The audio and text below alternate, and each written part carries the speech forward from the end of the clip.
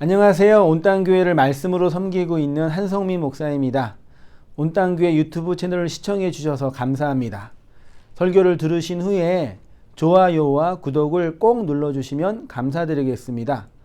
온땅교회 말씀 사역에 큰 도움이 됩니다. 오늘도 말씀 안에서 평안하시고 즐거운 하루 되시길 바랍니다. 감사합니다. 구독과 좋아요를 꾹꾹 눌러주세요. 감사합니다. 마오신 하나님 아버지, 주님의 은혜와 사랑을 인하여 감사하고 찬송합니다. 우리 이 아래의 세상 율법 안에서 파편과 편린으로 펼치시고 보여주신 이 역사와 은혜의 지표들을 통해서 우리 주 예수 그리스도의 십자가 안에서 선명하게 보여주신 하나님의 구원과 은혜의 은총들을 발견하고 그 안에서 복음의 은혜를 누리며 살아가는 우리 모든 삶들이 되어지도록 주님 인도하여 주시고 은혜 베풀어 주시옵소서. 우리 계속해서 욥기의 말씀을 상고하고 나누기를 원합니다.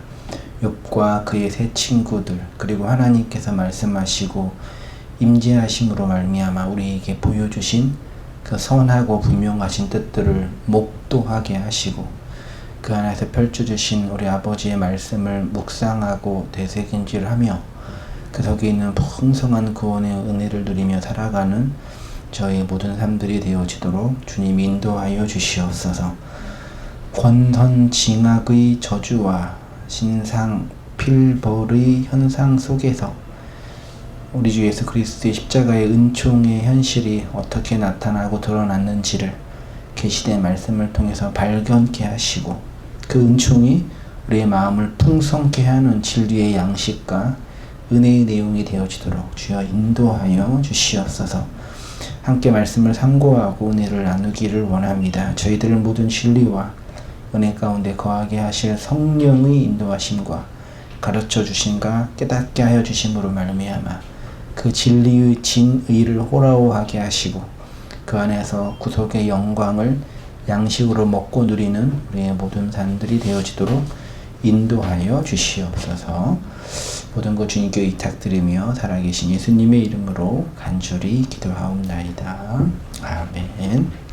기 9번째 시간으로요. 엘리바스 왜곡된 이혼론적 행위구원자라는 제목으로 말씀의 은혜를 상고하겠습니다.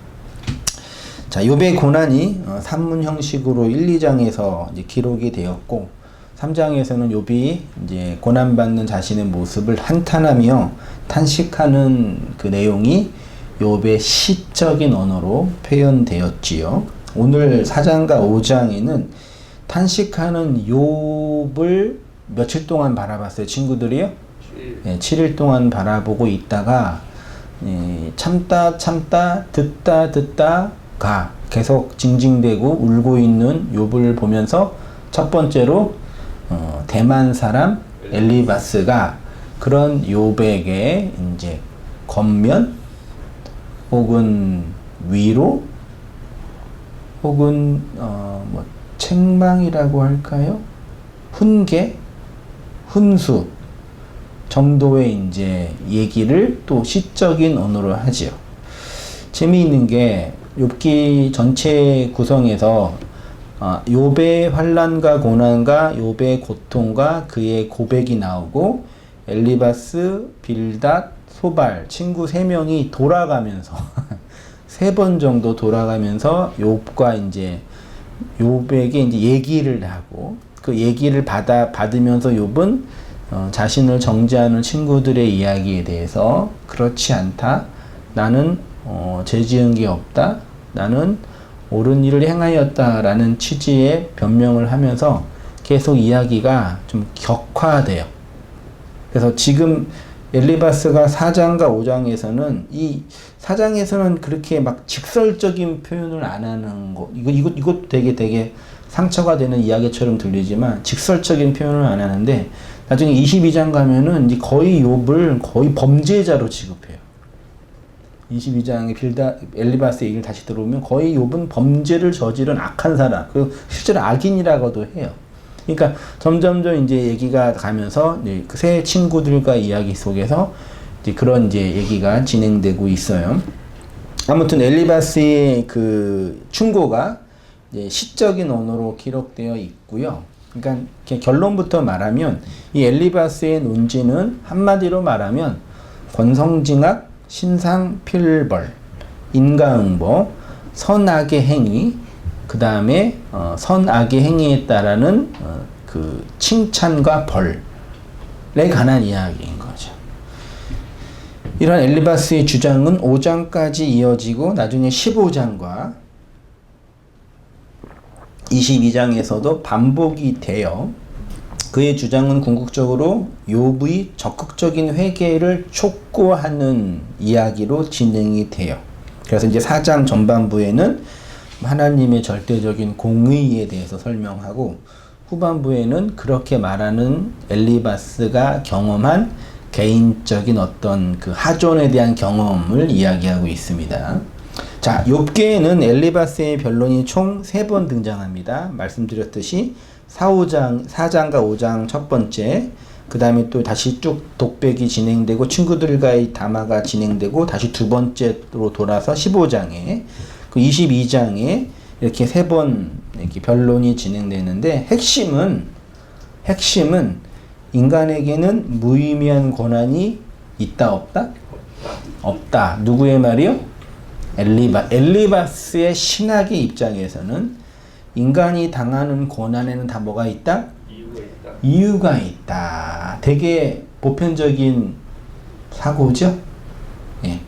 모든 종교, 기독교 다 포함해서 인간이 고난을 받았는데 그 고난에는 하나님의 신적인 이유가 있다라는 걸 전제해요. 이게 모든 도덕과 윤리의 기본적인 전제죠. 왜 그래야 될까요? 생각해 보셨어요? 그래야지만 고난 속에 있는 사람이 고난을 헤쳐나갈 어떤 힘을 얻기 때문이죠. 그 고난에 대한 문제는 이제 모든 고난에는 그 고난의 이유가 있는데 이제 문제는 뭐냐면 그 이유, 원인이 뭐냐 얘기죠. 고난에는 이유가 있고 그럼 그 이유는 뭐예요? 여기서 이제 큰 문제가 생기는 거예요. 뭐라고요? 그의 죄. 그러니까 인간이 고난받는 이유는 인간의 뭐 때문이다? 죄 때문이다. 따라서 인간이 경험하는 모든 고난의 근원은 그가 지은 죄에 대한 하나님의 징벌 혹은 하나님의 심판 혹은 하나님의 훈련이다 라는 게 전제예요.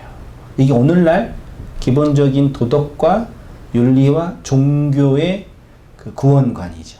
그렇죠? 그러므로 고난받는 자에게서 가장 우선되는 태도가 뭐예요? 내가 어떠한 잘못을 해서 이러한 고난을 받았는지 자신의 존재와 행위를 살펴보는 거죠. 어떤 일을 하다가 큰 문제가 발생했어요. 사람들이 그렇게 문제를 경험하고 고난 속에 있는 사람을 향해서 뭐라고 말해요? 네가 하나님과의 관계에 있어서 해결되지 않는 어떤 죄가 있을지도 몰라. 그렇죠? 이게 가장 기본적이고 원시적인 종교관이죠. 실제로 기독교 교회 안에서도 우리 자매들이나 우리 그 성도님들의 간증 많이 들어봤잖아요. 시험을 오랫동안 봤어요. 뭐 임용고시든 뭐 대학 시험이든 자격증 시험이든 1년 보고 2년 보고 3년 보고 4년 봤는데 다 떨어졌어. 그러면 거기에 대해서 사람들이 뭐라고 해요? 하나님의 뜻이 있을 거야.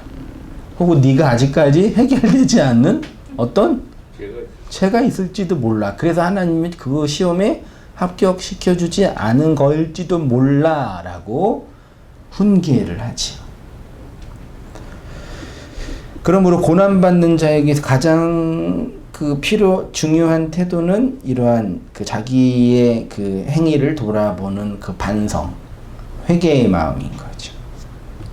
엘리바스가 이렇게 주장하는 이유는 인간의 본성은 죄와 악으로 가득하고 인간의 고난은 이러한 죄와 악으로 말미암아 범죄에서 비롯되기 때문이라는 그 신간 때문이죠. 자, 4장 3절 보세요. 전에 내가 여러 사람을 교훈하였고,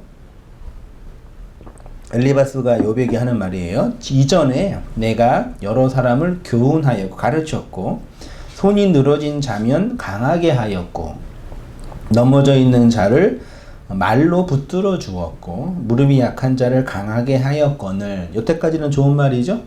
너 얼마나 열심히 살았냐, 얼마나 최선을 다했냐, 너 그래도 가르치고 사람들한테 모범을 보였잖아, 너 정말 잘 살았어, 그 얘기예요. 하였거늘 5절. 이제 느낌이 좀 다르죠. 이 일이 내게 임함에. 그랬는데 너 지금 큰일 당했잖아. 내가 답답하여 하고 이 일이 내게 당하면 내가 놀라는구나. 이거를 한마디로 말하면 우리나라 버전을 하면 뭐예요? 아유, 이거죠. 잘 나가다가 아유, 무슨 죄가 있어서 많이 하잖아요.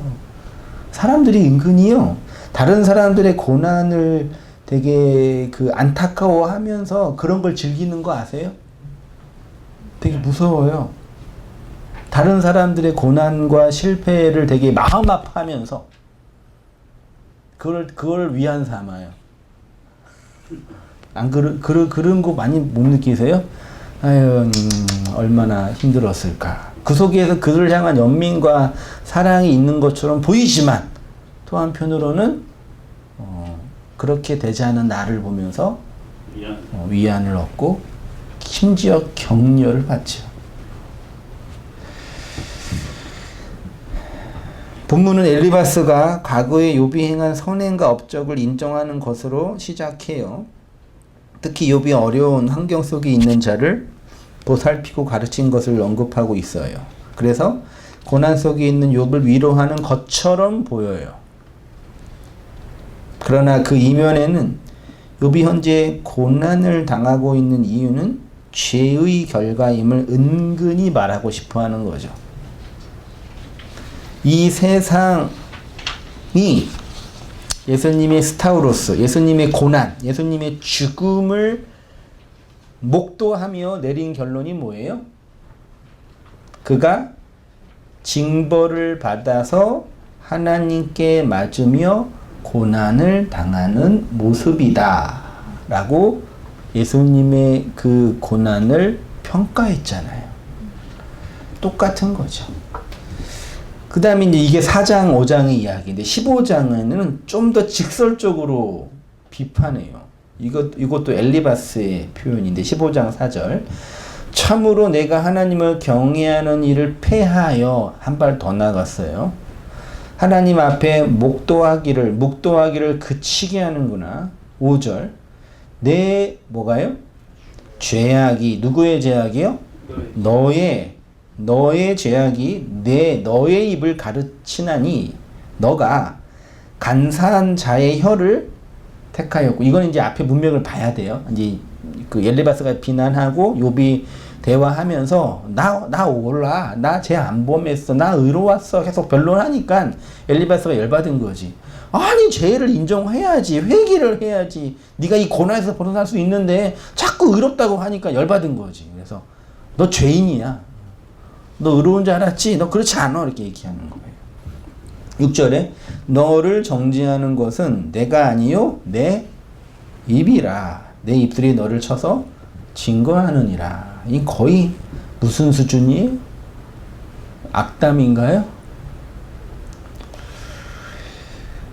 4장에서는 애들로 욥의 죄를 책망했던 엘리바스였는데 15장과 22장에서는 점점 직설적으로 욥의 고난의 이유를 그의 죄, 악의 행위 때문이라고 비난하고 있습니다. 그래서 욥이 고난에서 벗어날 수 있는 유일한 길은 이런 거라고 다시 설명하죠. 22장이에요.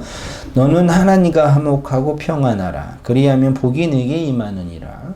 청하건대 너는 하나님의 입에서 교훈을 받고 하나님의 말씀을 내 마음에. 여기까지 뭐 어떤 말이 그냥 보편적인 도덕적인 교훈이죠. 종교적인 교훈이죠.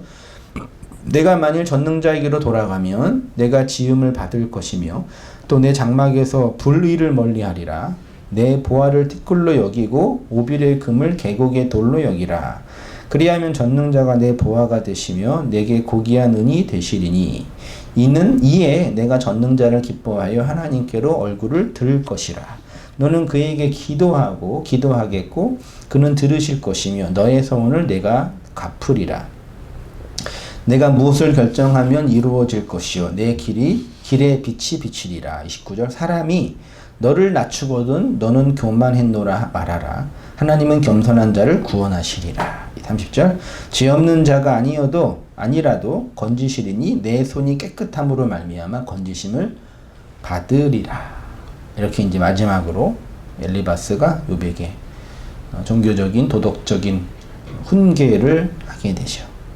이렇게 책망받은 욥이 자신의 무죄를 계속 주장하니까 이제 마지막으로 열받아는 이렇게 표현해요. 22장 5절 이하요. 내 악이 크지 아니하냐 내 죄악이 극하느니라. 이제 너는 죄 악이 가득하다라고 직설적으로 말해요. 까닭없이 형제의 물건을 볼모로 잡으며 누가요? 아니요. 누가 그런 거예요 지금? 욥이 엘리바스가 욥을 지금 평가하는 거예요. 까닭없이 형제의 물건을 볼모로 잡으며 헐벗은 자의 의복을 벗기며 누가요? 욥이 엘리바스의 평가를 하니까요. 가란 자에게 물을 마시우지 아니하며 줄인 자에게 식물을 주지 아니하였구나. 누가요? 욥이요. 9절 내가 가부를 공수로 돌아가게 하며 고아의 팔을 꺾는구나.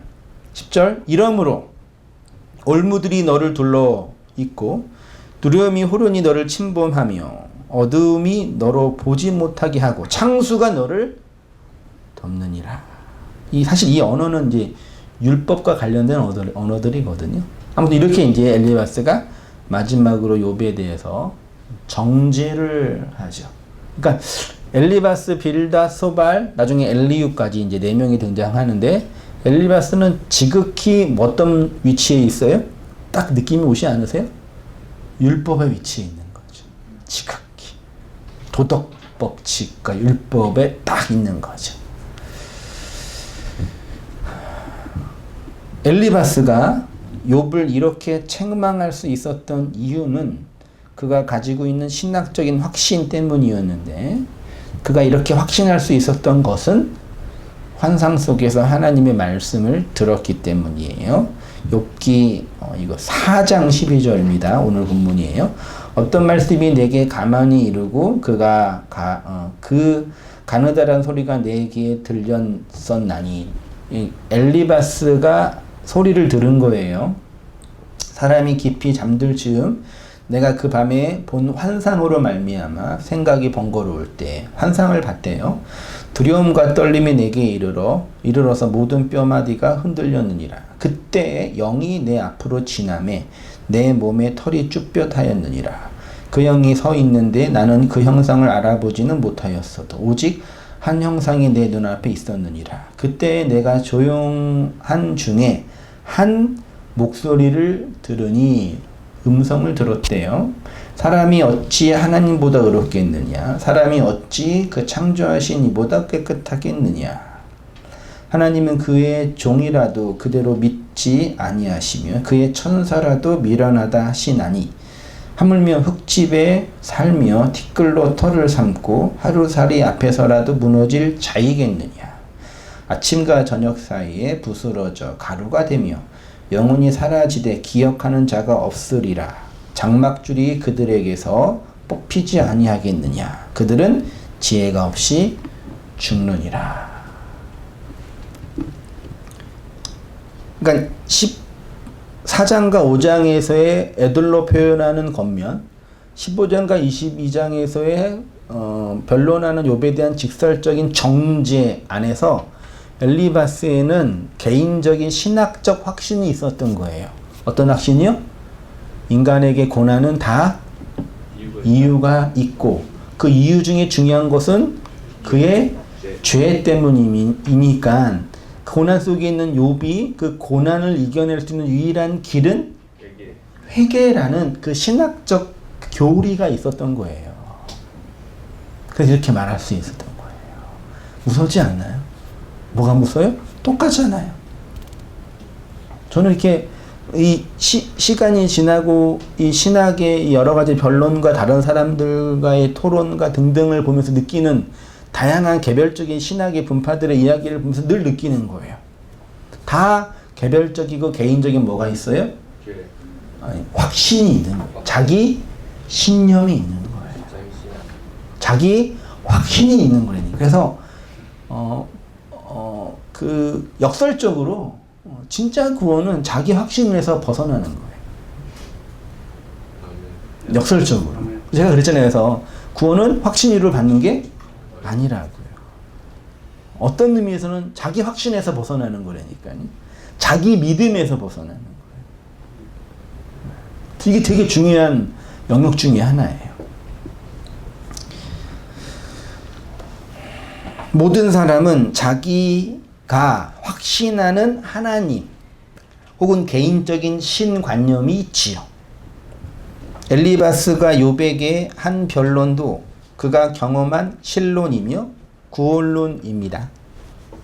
그에게 있어서 인간이 현실 속에서 당하는 고난은 반드시 원인과 이유가 있고 그 원인과 이유의 핵심은 인간의 죄와 악의 행위 때문. 그러니까 더 엄밀하게 말하면 죄악이 아니라 죄와 악을 뭐하는?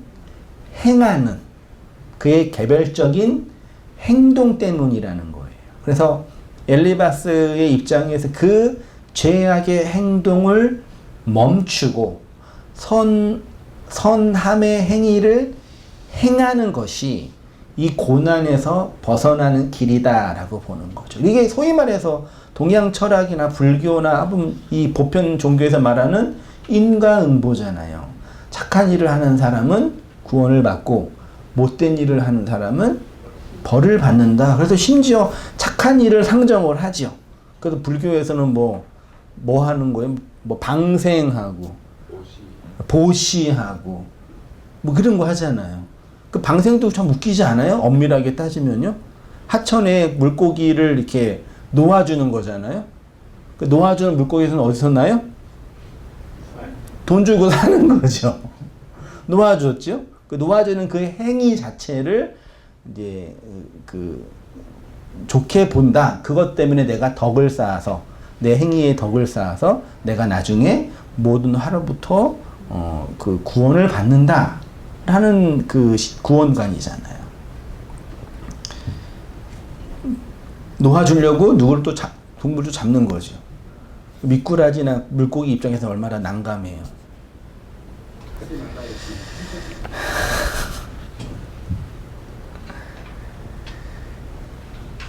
이런 측면에서 엘리바스는 큰 지식을 소유한 사람이기도 해요. 3페이지입니다.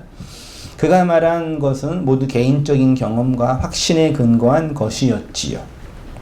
그는 고난은 죄의 직접적인 결과이기 때문에 욥이 죄를 고백하고 회개하기만 한다면 모든 고난이 끝날 것이라고 말했지요. 그는 고난을 하나님의 징벌로 보았으며 어떤 사람이 하나님께 돌아가기 위하여 고난을 마땅히 환영해야 한다고까지 한 거죠. 물론 이것이 사실일 수도 있죠. 왜? 성경이 이렇게 표현하고 있으니까요. 그러나 모든 게 그렇지는 않아요. 그래서 그가 가지고 있는 그릇된 신학을 다시 세 가지로 정리하면 첫째로는 선하고 무지한 사람은 결코 고난을 당하지 않는. 그래서 고난당하는 사람의 입장에서 가장 선행돼야 할 게 뭐냐면 나는 선하지 않다. 나는 죄가 있다. 이 인식이라는 얘기예요. 정죄감이죠. 둘째는 고난당하는 자는 과거에 지은 죄에 대한 형벌이다. 같은 논리 입장에서. 내가 지금 이 땅에서 고난당하는 이유는 이전에 고난당할 만한 행동, 나쁜 일을 했기 때문에 받은 인과응보라는 얘기죠. 그래서 욥이 고난을 당하고 있으므로 이전에 잘못된 것이 있으니까 그거를 회개하고 돌이키면 이 고난에서 벗어날 수 있다. 여러분 회개할 때 그렇게 회개했죠? 예. 그래서 심지어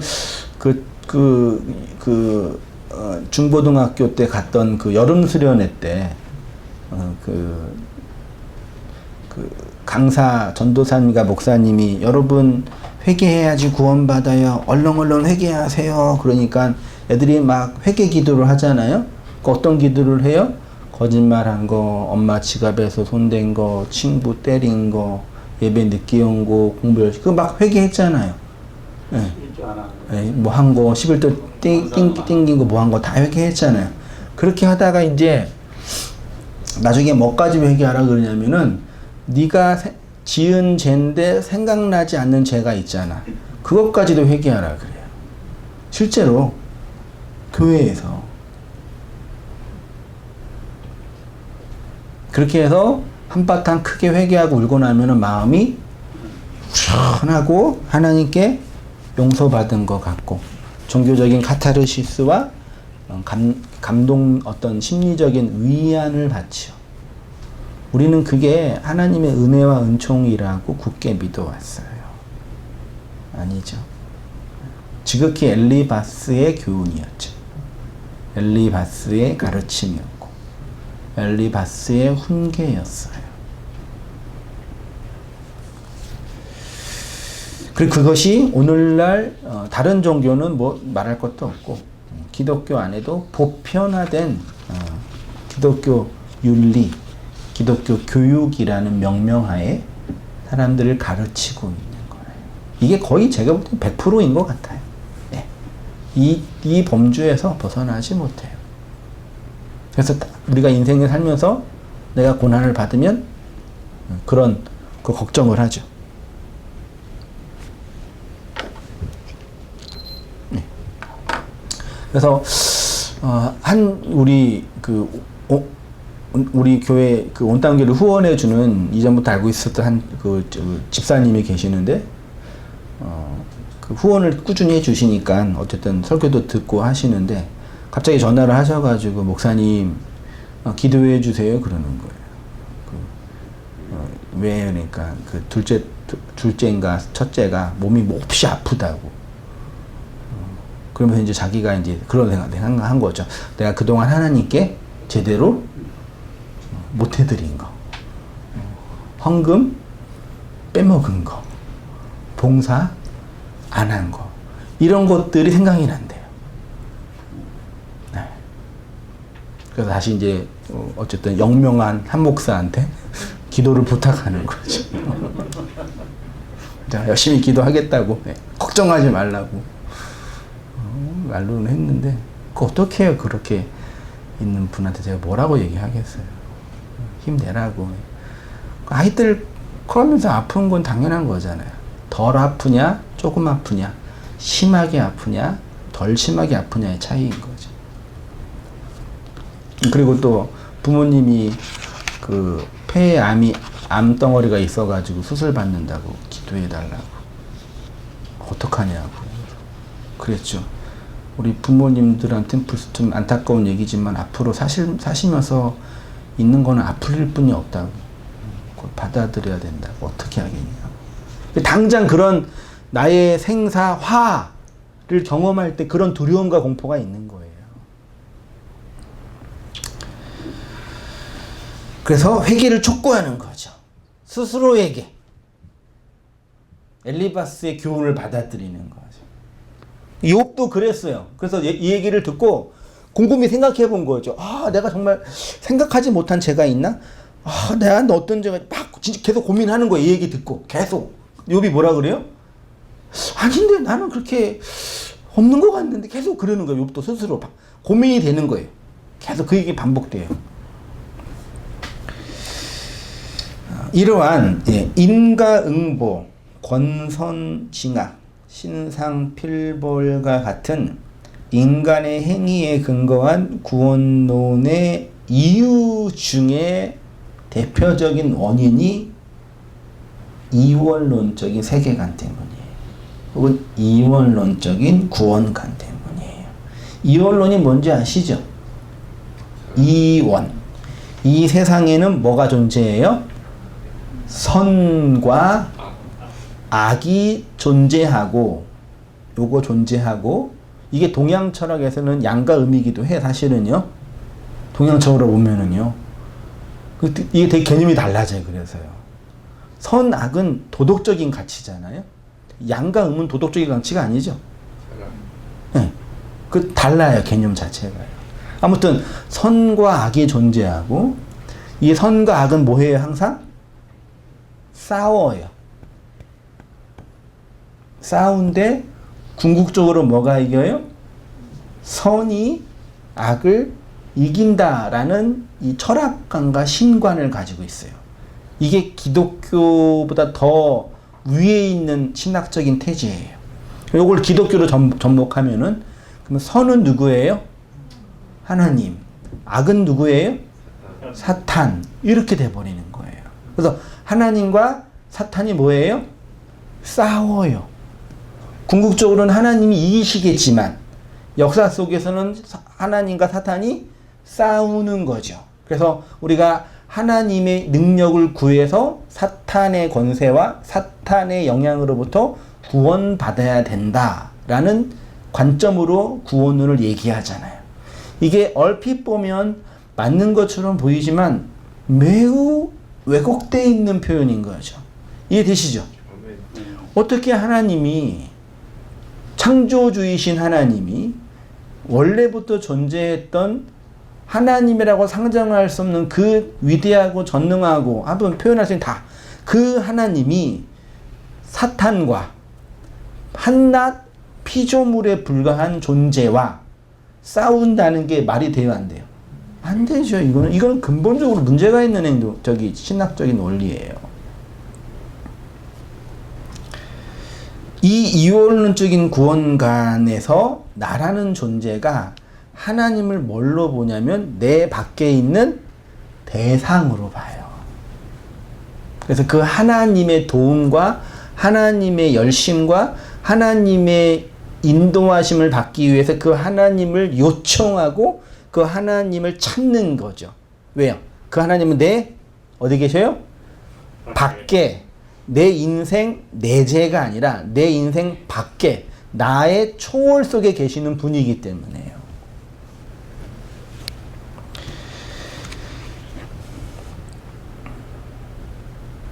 창세기 2장 17절 보세요. 선악을 알게 하는 나무의 열매를 먹지 말라. 내가 먹는 날에는 반드시 죽으리라 하시니라. 누가 누구에게 하신 말씀이에요?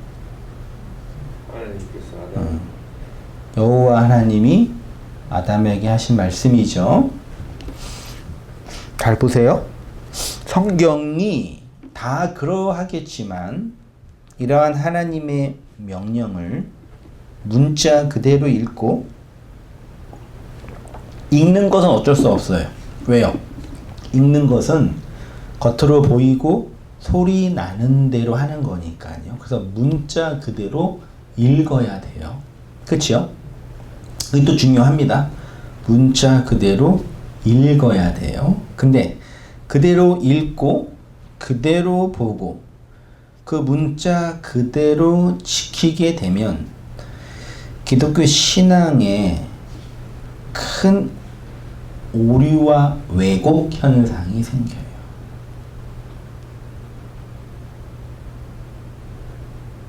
저는 어떤 느낌도 받았냐면요. 하나님이 우리에게 말씀이라는 걸 주신 거잖아요. 그 말씀을 어떻게 주셨냐면 비틀어서 주셨어요. 네, 제 개인적인 묵상이에요. 우리에게 하나님의 그 진리를 담은 원액을 비틀어서 주셨다니까요.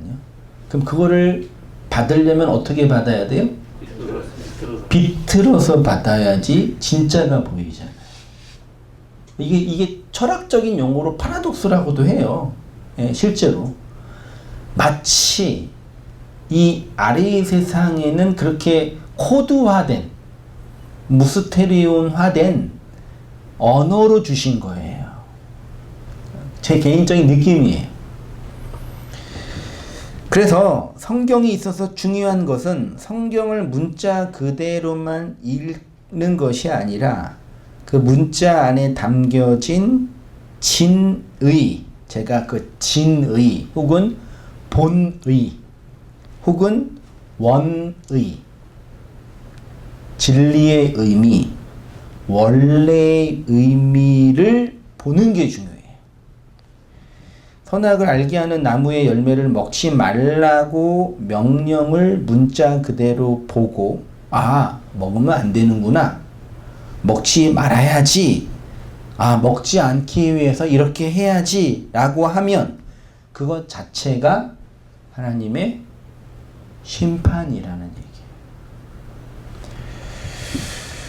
아니, 그렇게 보고 그렇게 행하려고 노력하는 것 자체가 하나님의 심판이죠. 다음과 같은 말씀은 그러한 것을 말하고 있는 것처럼 보여요. 요한복음 3장 17절 이하.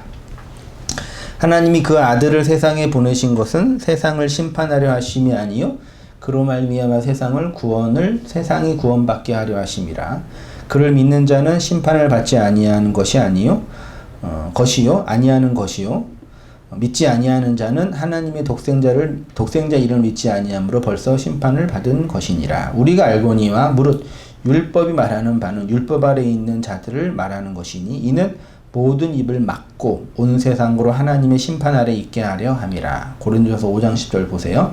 우리가 다 반드시 그리스도의 심판대 앞에 나타나게 되어 각각 선악 간에 그 몸으로 행한 것을 따라 받으려 함이라. 특히 고린도서 5장 10절은 이 문자 한글로 번역된 이 성경 자체가 인간 행위에 따라서 하나님이 심판하고 계시는 것처럼 보이죠. 언뜻 보면은 우리는 그리스도의 심판대 앞에 나타나게 된대요. 근데 어떻게 하냐면 각각 선악간에 그 뭘로요? 몸, 육으로 뭐한 거? 행한 것을 따라서. 중요한 게 그거예요. 육으로, 몸으로 행한 것에 따라서 뭐 받는데요? 심판 받는데요. 이거는 정확하게 누구예요? 사실은 옥황상제죠. 네. 염라대왕인가요? 우리나라 몇 년 전에 그 영화에서 신과 함께 같은 시리즈 있잖아요. 아, 딱 그거잖아요. 그가 역사 속에 육으로 사는 동안 육의 행위에 따라서 심판을 받는 게 모든 종교의 기본적인 원리. 하나님의 심판이 그런 거예요? 그런 거면은 우리가 기독교를 믿을 필요가 없는 거죠. 그렇죠? 고린도후서 5장 10절을 보면 하나님이 우리를 심판하는 기준은 선과 악 사이에 그 몸으로 행한 것이라고 합니다. 여기 행하다가 프라소라는 단어인데 이게 행하다도 되지만 보다 근본적으로는 성취하다예요. 실현하다 혹은 완성하다. 그러니까 그 몸으로 완성될 그 무엇이 전제되는 거예요. 다시 말해서 하나님이 우리에게 육이라는 역사를 주신 이유는 육의 역사, 이 코스모스라는 율법의 역사라는 것을 통해서 무엇인가 완성시키실 의도가 있었다라는 얘기죠. 그렇죠? 개별적인 행동 몇 가지를 점검하고 요놈 봐라 잘했네, 요놈 봐라 이게 아니라 이 역사를 통해서 당신이 의도하신 그 무엇을 이루기를 원하신다라는 얘기죠. 그게 프라소라는 단어 안에 있는 의미예요. 언뜻 보면은 우리가 몸으로 행한 것을 따라 심판을 받는다고 하니까 착한 행동 한 사람은 그 행위에 따라 칭찬을 받고 나쁜 행동 한 사람은 그것에 따라 상응하는 심판을 받는 것을 이해할 수 있죠. 그렇게 되면은 기독교와 다른 행위 종교의 구원관과 별 차이가 없게 되겠지요. 권선징악, 인과응보, 스스로 돕는 자를 돕는 하늘. 요게 기독교의 구원 교리일 수는 없잖아요. 그래서 원문을 직역해 보면 이렇게 된대요. 이는 우리 모두를 그리스도의 심판대 앞에 드러나게 하는 것은 그의 몸으로 행한 것을 선으로 행하였는지 악으로 행하였는지. 그러니까 본문은 행하는 것 자체에 대한 심판 이전에 그 행한 것이 선에 대한 것인지 악에 대한 것인지가 그리스도의 심판대 앞에서 드러나게 된다는 것입니다. 행하다, 프라소라는 단어가 몇 가지 뜻이 있는데 어떤 일의 결과, 성취, 완성이라는 뜻이에요. 쉽게 말해서, 다시 말해서 그가 그의 몸, 즉 역사를 통해서 완성된 것, 이 육이라는 몸이라는 역사를 통해서 역사를 살아가는데 그걸 통해서 그의 육이 완성된 것, 플라소, 성취한 것이 선인지 악인지 심판한다는 얘기예요. 그럼 여기서 되게 중요한 논점이 하나 나와요. 자, 보세요. 우리가 역사라는 과정을 통해서 우리의 육이 플러스 완성해 내는 게 선이에요, 악이에요? 그럼 심판받게 되네요. 맞잖아요. 그렇죠? 그 구원의 가능성은 어떻게 있는 거예요? 우리가 역사라는 이 육이라는 것을 통해서 완성해낸 그것을 누군가가 뭐라고 불러주면 돼요? 선이라고 불러주면 되잖아요. 아멘. 이해되셔요? 아멘. 잘 이해하셔요. 나의 개별적인 행동 몇 가지를 통해서 점수를 얻어내는 게 아니라 육이라는 역사, 몸이라는 이 육을 통해서 살아낸 자가 내 밖에 있는 어떤 초월자의 내재를 통해, 대상의 초월자의 내재를 통해 선이라고 인정받으면 되잖아요. 아멘. 이해되셔요? 아멘. 딱 그 얘기예요. 바울의 표현은요. 인생 역사를 통해서 완성해내는 거. 그게 예수님이 산상수훈에서는 뭐라 그래요? 하나님의 온전하심이라고 표현했잖아요. 하나님이 온전하신 것 같이 너희도 온전하라. 자, 하나님은 우리의 개별적인 행동 몇 가지 고치고 몇 가지 칭찬받을 만한 행동을 통해서 넌 선한 사람이야, 악한 사람이야 그렇게 심판하지 않으십니다. 믿으십니까? 아멘. 네, 믿으셔요. 만약 누군가가 하나님 앞에 심판을 받아 세상 말로 영원한 지옥에 떨어진다라고 한다면, 그가 떨어졌다라고 한다면 떨어진 이유는 그가 개별적인 행동의 몇 가지의 죄악을 행하였기 때문에 그렇게 심판받는 게 아니에요. 이거 다 아시겠죠? 그럴 수 있어요. 하나님 심판하시라고 하시니까. 근데 심판을 받았다고 한다면 내가 다른 사람보다 더 악한 행동, 악한 행위 몇 가지를 했기 때문에 심판받는 게 아니라는 얘기예요. 됐지요? 반대도 마찬가지예요. 누군가가 하나님의 심판을 통해서 구원이라는 의, 천국이라는 영광을 얻었다고 한다면 그의 개별적인 행동 몇 가지, 착한 행동 몇 가지 때문에 그렇게 구원과 의를 받은 게 아니라는 거예요. 우리는 이 역사 안에서 사람들의 몇 가지 행동을 보면서 되게 기분이 좋을 때가 있지요. 네, 맞아요. 이번에도 보니까 기초수급자 홀 아버지가 자기 딸 생일인데 생일상도 못 주니까 그 피자집에 뭐 주문을 했다면서요. 내가 가진 돈은 지금 915원 뿐이 없는데 외상으로 그 피자 좀 해달라 그러니까 그 사장이 더 많이 줘서 그게 그 공론화 돼가지고 많은 대중들이 그 피자집에 돈줄 낸다고 되게 기분 좋게 피자 시키고 그랬잖아요. 그래요. 그런 인간의 개별적인 행동 몇 가지는 우리한테 기쁨을 줘요. 우리의 육과 삶에.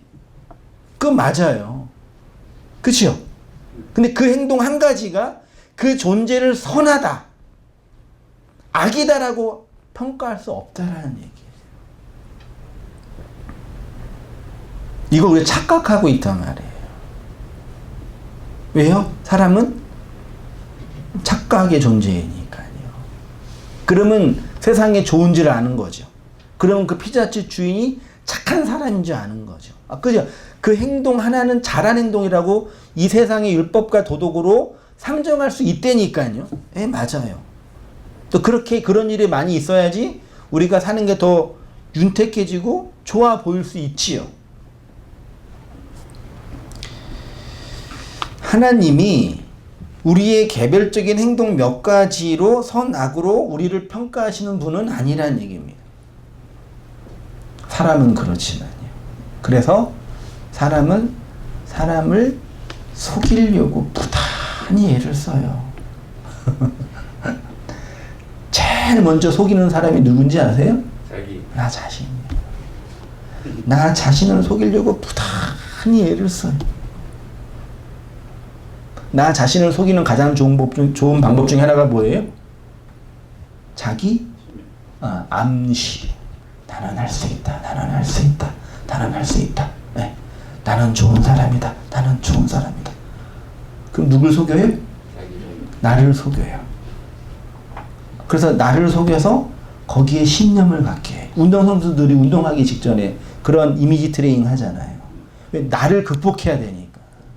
그 두려움과 공포를 극복해야 되니까요. 될 때도 있지만 안 될 때가 더 많아요. 이게 아주 우리의 기본적인 종교처럼 돼버린 게 큰 문제인 거죠. 사람은 가장 먼저 자기 자신을 속이려고 해요. 그리고 날 잘 속인 사람은 누구도 속여? 다른 사람도 속일 수 있죠. 그걸 사람들은 확신이라 그래요. 확신. 실제로 그 청년 때 봤던 영화 중에 하나가 원더풀 라이프인가? 정확하게 제가 기억 못 하는데 본인이 그 MIT 공대 교수라고 생각하면서 학교에서 교수처럼 사는 거예요. 실제로는 교수가 아닌데. 그럼 주위의 모든 사람이 그 사람을 교수인지 알고 다 보고 있는 거예요. 그러니까 완벽하게 속인 거죠. 나도 속이고 타인도 속이고.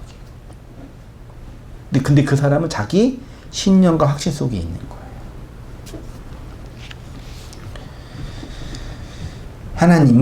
하나님이 인간을 평가하는 근거는 그의 존재가 선인지 악인지 그걸로 평가하죠. 본문은 선한 사람은 선한 행동을 하느냐, 악한 사람은 악한 행동을 하느냐, 그것을 묻는 것이 아니라 네가 선이냐 악이냐. 여기에서 뭐가 필요해요? 뭐를 요구해요? 그쵸. 나를 선하게 만들어줄 혹은 선하게 불러줄 진짜 선이 필요한 거죠.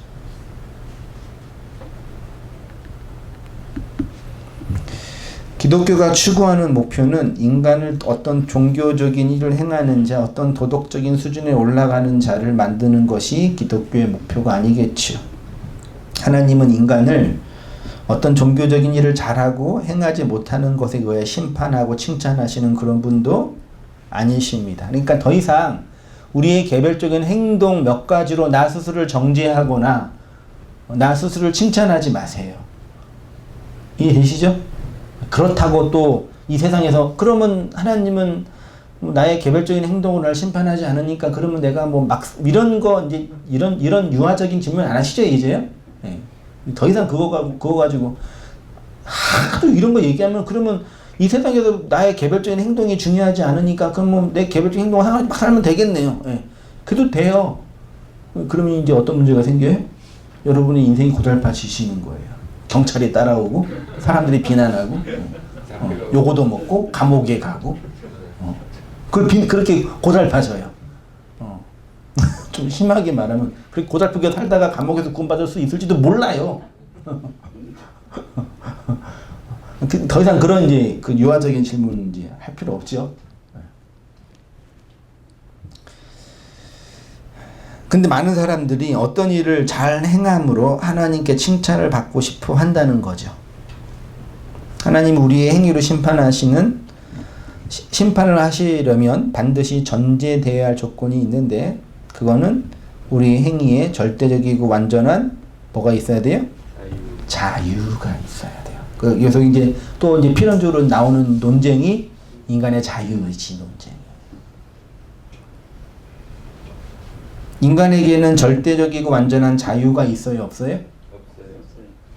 없어요. 지극히 제한적인 자유만 있을 뿐이. 지극히 제한적인 자유. 제가 가다가 사람을 때리면은 누가 잡아가요? 경찰이 잡아가죠. 법이 기소하죠. 왜요? 저는 사람을 때릴 자유와 때리지 않을 자유가 있기 때문에. 왜요? 그걸 어디서 배웠어요? 우리나라 사회법, 도덕법에서 배웠잖아요. 그치요? 근데 강아지 가다가 사람을 물었어요. 강아지 감옥에 가요, 안 가요? 안 가요. 누가 가요? 주인이 가요. 왜요? 강아지는 개별적인 자유의지, 자기의 행동에 대한 자유의지가 있어요, 없어요? 없어요. 인간 입장에서는요. 그래서 그 강아지의 주인인, 그 주인을 법적으로 책임을 묻는 거예요. 이해되시죠? 우리가 그런 강아지란 말이에요. 하나님 보시기에. 슬픈 얘기지만. 자유의지 입장에서는요. 그러니까 애새끼 키우는 게 힘들겠어요? 강아지 키우는 게 힘들겠어요?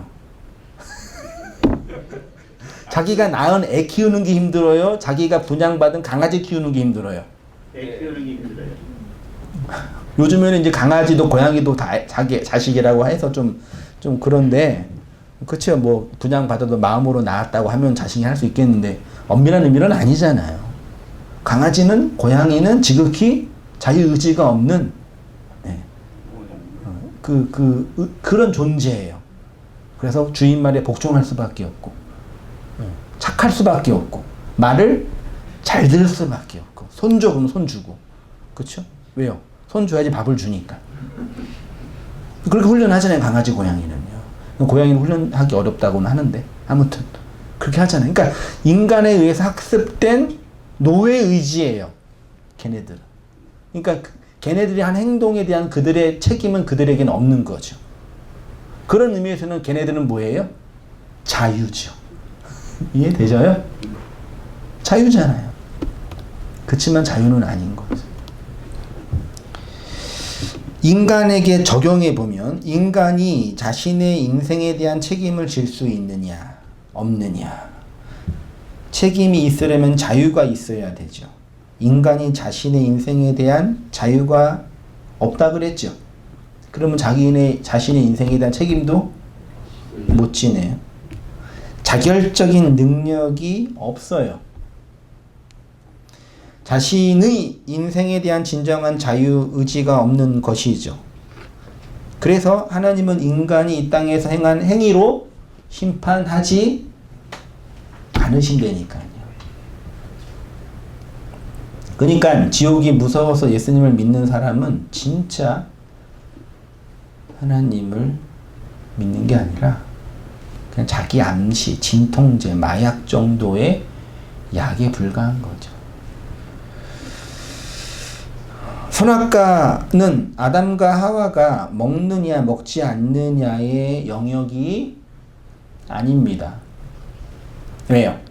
선악과를 먹으면 안 된다라는 것을 아는 것이 생명나무를 먹는 것이잖아요. 이 말은 선악과를 먹어서 생명나무를 아는 것이죠. 요거를 기독론으로 다시 설명하면 육체로 오신 예수 그리스도의 죽음을 통해 그 선악과를 통해 생명이 나에게 주어졌음을 알라는 얘기죠. 내가 죽어서 생명을 받은 것이 아니라 예수의 죽음으로 이 생명을 얻었음을 아는 것이 선악과를 통해서 생명나무를 먹었다라고. 그래서 나중에 창세기에서 선악과를 먹지 말라 해서 먹었잖아요. 근데 나중에 계시록에 가면 뭘 먹어요? 생명나무 열매를 먹는다라고 표현하잖아요. 결국은 선악과가 생명나무인 거고, 내가 먹었던 그 선악과를 통해서 생명나무가 나에게 주어졌음을 계시록 구원의 완성을 통해서 알게 된 거죠. 그러니까 어떤 엄밀한 의미에서 우리에게 있어서 사탄은 있는 거예요, 없는 거예요? 없는 거죠. 하나님 편에 들어간 자에게는, 하나님이 대상이 아니라 하나님 안에 거한 자에게는요, 악도 있는 거예요, 없는 거예요? 없는 거죠. 죄도 있는 거예요, 없는 거예요? 없는 거죠. 그러니까 인간이 심판을 받아 지옥에 떨어지는 이유는 선악을 알게 하는 나무를 먹었기 때문이 아니죠. 가인이 아벨을 죽였잖아요. 가인이 아벨을 죽였기 때문에 심판받은 게 아니에요. 이전에 한번 얘기했던 거 아는데 분명히 하는 얘기예요. 야, 네가 아벨을 죽였네? 왜 죽였어? 이게 아니라 네가 죽인 그 아벨이 뭔지 너 알고 있니? 라고 물으셨단 말이에요. 그러니까 가인이 뭐라고 그래요? 나? 몰라요. 그러는 거예요. 그래서 노땅에 거하는 거예요. 우리에게 동일하게 적용되는 거라니까요. 육이라는 역사로 살아가는 내용이 뭔지 아니? 물으시는 거예요. 그게 하나님의 필라스로 완성하기 위한 하나님의 율법이고 하나님의 과정인 거를 알면 그것으로 구원받는 거라니까. 선악과를 먹은 그 행동이 무엇인지 모르기 때문에, 아벨을 죽인 그 행동이 어떤 의미인지 모르기 때문에, 내가 예수를 죽인 살인자라는 것을 모르기 때문에 그러한 거죠. 엘리바스의 주장이 뭐가 잘못된 건지 아시겠죠? 그 주장을 통해서 뭘 말하고 싶은지 아시겠죠? 하나님을 내 밖에 대상으로 둔 모든 인생들은 이렇게 선악의 이언론으로 하나님과 세상과 나를 바라봐. 그래서 나를 속이고 세상을 속이고 하나님을 속이며 살아가는 게 인생의 유일한 목표가 되는 거예요. 그게 행복인 줄 아는 거예요. 자신의 페르소나를 쓰면서 스스로 가면을 쓰면서 살아가는 거죠. 그는 인생의 행위의 저주 아래서 영원한 지옥에 거할 수밖에 없는 거지요. 그리고 그것이 율법 아래 존재하는 모든 인생 군상들의 존재적 악이며 죄죠. 나와 다른 이를 인간의 도덕과 윤리로 포장된 몇 가지 행위로 판단하면 안 돼요. 이게 판단하지 말라, 이게 안 된다니까요. 그 도덕과 율법을 통해서 말씀하시는 하나님의 진의를 알지 못하면 그럴 수밖에 없는 거죠. 그러니까 도덕과 윤리로 판단하지 말라라는 걸 또 도덕과 윤리로 들으시면 안 돼요. 네. 그 얘기가 아닌 거예요. 행위의 저주 아래 있는 인생의 유일한 구원은 그 행위를 초월하여 임하시는 하나님의 부어주시는, 임하시는 사유의 은혜뿐이 없는 거예요. 고난은 그 부으시는 은혜에 이르는 뭐라고요? 과정이고 필연인 거죠. 이걸 예수님이 그대로 산상수로 와서 고난에 대해서, 들리실세에 대해서, 환난에 대해서 말씀하시고 바울이 다시 설명하고 계시록에 다시 설명한 거잖아요. 고난은 그 부으시는 은혜에 이르는 필연이며 과정입니다. 이 은혜 안에서 살아가시는 모든 성도님 되시기를 주님의 이름으로 축원드립니다. 기도하시겠습니다. 하나님 아버지, 주님의 은혜와 사랑을 그 진리와 말씀 안에서 묵상하며 목도하며 상고하며 나누게 하시니 감사합니다. 선악의 우리 인생의 개별적인 행위 안에서 우리 스스로를 속이며 이웃을 속이며 세상을 속이며 하나님을 속이는 그 모든 인생 저주에서 벗어나 하나님의 복의 은총을 누리며 살아가는 우리의 모든 삶들이 되어지도록 주님 인도하여 주시옵소서. 그러함에도 불구하고 우리의 육이 경험하는 고난과 아픔과 눈물과 아쉬움들은 여전히 존재하며 그것으로 말미암아 낭망하며 두려워하며 공포에 떨며 절망하고 있음을 또한 고백합니다. 그런 저희들을 어여삐 여기시고 불쌍히 여기시는 하나님 아버지의 구속의 은총을 목도하게 하시고 그 안에서 진정한 복음의 자유와 하나님 안에 거하는 영광과 진리의 말씀의 안식을 누리며 살아가는 저희의 모든 삶들이 되어지도록 주님 인도하여 주옵소서. 우리의 개별적인 육의 행위 안에서 벗어날 뿐만 아니라 십자가로 말미암아 설명하신 하나님 아버지의 원대한 사랑과 부어주시는 은총을 누리게 하여 주셔서 이 고난을 통해서 육의 환난을 통해서 설명하시고 나타내 보여주시는 하나님 아버지의 은혜와 은총을 우리의 눈으로 목도하고 인생으로 경험하고 마음의 양식으로 담아 살아가는 우리의 모든 삶들이 되어지도록 은혜 베풀어 주시옵소서. 하나님 아버지, 여전히 권선징악의 죄와 신상 필벌의 저주 아래서 하나님은 그 대상으로 바라보고 있는 인생들이 있음을 보게 됩니다. 그런 저희들에게 찾아와 주셔서 말씀하시고 권면하시고 위로하시고 깨닫게 하여 주셨던 것처럼 동일한 그 복음이 일하게 하시고 역사하고 있음을 목도하고 그 일로 말미암아 주의 백성들이 견고하게 세워지게 부족함이 없도록 주님 인도하여 주시고 은혜 내려 주시옵소서. 이제는 우리 주 예수 그리스도의 은혜와 하나님 아버지의 크신 사랑과 성령의 교통하심이 우리 사랑하는 모든 성도님들의 삶 속에 지금부터 영원까지 함께 있을지어다. 아멘.